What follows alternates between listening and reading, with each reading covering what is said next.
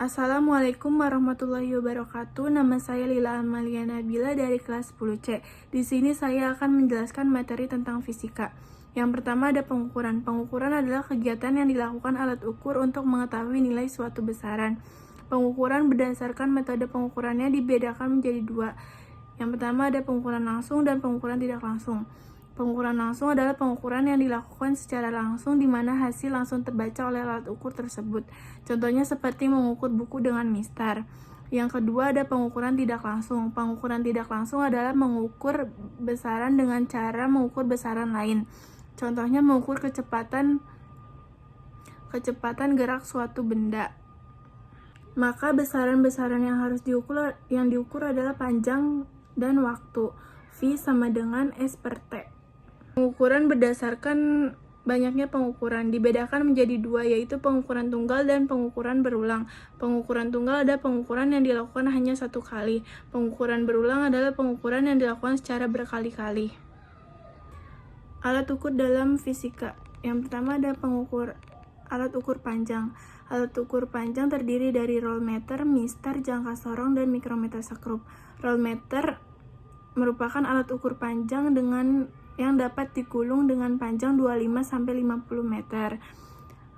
Terus mistar merupakan alat ukur panjang yang mempunyai skala kecil NST 1 mm dan 0,1 cm yang hanya memiliki panjang 50-100 cm. Jangka sorong merupakan alat ukur panjang, diameter dalam, diameter luar, dan kedalaman suatu benda. Jangka sorong memiliki tingkat kelitian 0,01 cm. Bagian-bagian dari jangka sorong ada rahang tetap atas, rahang tetap bawah, rahang sorong atas, rahang sorong bawah, alat yang diukur, skala utama, skala nonius, alat untuk mengukur kedalaman. Fungsi dari rahang atas untuk mengukur diameter dalam, fungsi dari rahang bawah untuk mengukur diameter luar, pengunci untuk mengencangkan baut, skala utama dan skala nonius untuk melihat hasil dari pengukuran, alat untuk mengukur kedalaman untuk mengukur kedalaman suatu benda seperti spidol.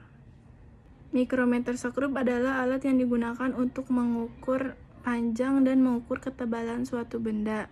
Mikrometer sekrup mempunyai ketelitian 0,01 mm.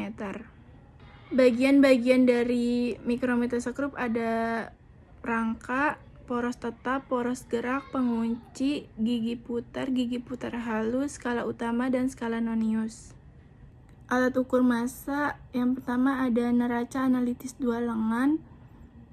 Neraca analitis dua lengan merupakan alat ukur massa seperti batu, emas, dan kristal benda, mempunyai ketelitian 0,1 gram.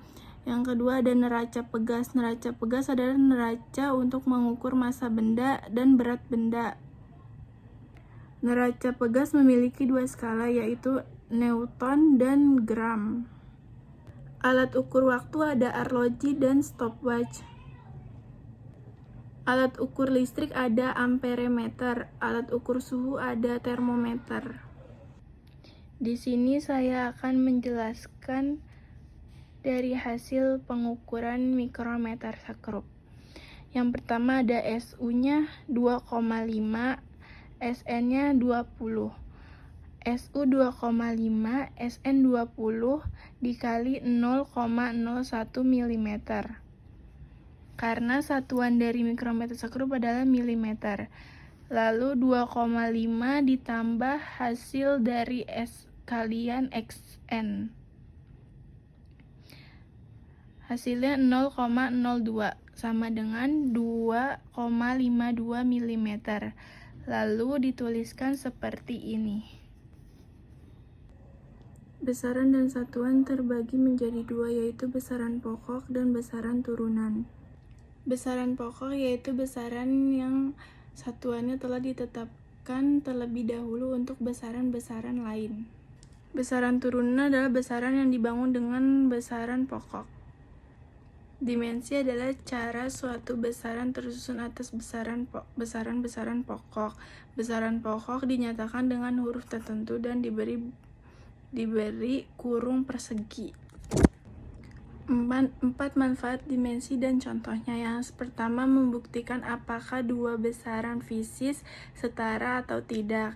Yang kedua, menentukan persamaan yang mungkin benar atau pasti salah. Yang ketiga, menurunkan persamaan suatu besaran fisis. Yang keempat, ada menentukan suatu besaran yang tepat. Angka penting adalah angka yang diperoleh dari hasil pengukuran menuju ketelitian dan ketidakpastian alat ukur yang digunakan. Angka penting terdiri dari angka pasti dan angka tafsiran. Angka pasti diperoleh dari skala alat ukur. Angka tafsiran yang diperoleh dari satuan skala terkecil.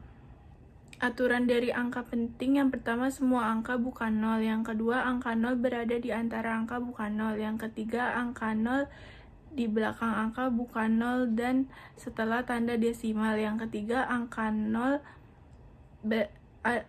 di depan angka bukan nol dan bukan AP. Yang kelima, sampai tanda. Operasi dari angka penting: yang pertama ada perjumlahan dan pengurangan, yang kedua ada perkalian dan pembagian, yang ketiga ada penarikan akar dan perpangkatan.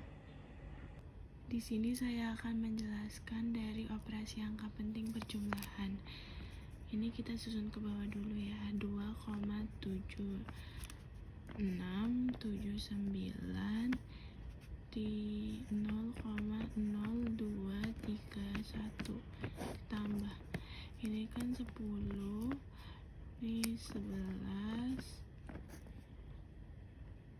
9, ini 7, ini 2, lalu digariskan sesuai AP. Ini 9 digariskan, 1 digariskan, 0 digariskan. Notasi ilmiah merupakan cara penulisan nomor untuk mengakomodir nilai-nilai yang terlalu besar dan terlalu kecil sehingga dapat dipahami dengan mudah dalam bentuk standar desimal. Ketidakpastian pengukuran disebabkan karena kesalahan dalam pengukuran. Kesalahan pengukuran: yang pertama ada kesalahan umum, yang kedua ada kesalahan sistematik, yang ketiga ada kesalahan acak. Nilai ketidakpastian tunggal karena pengukuran hanya dilakukan satu kali. Ketidakpastian berulang karena agar mendapatkan hasil yang lebih akurat.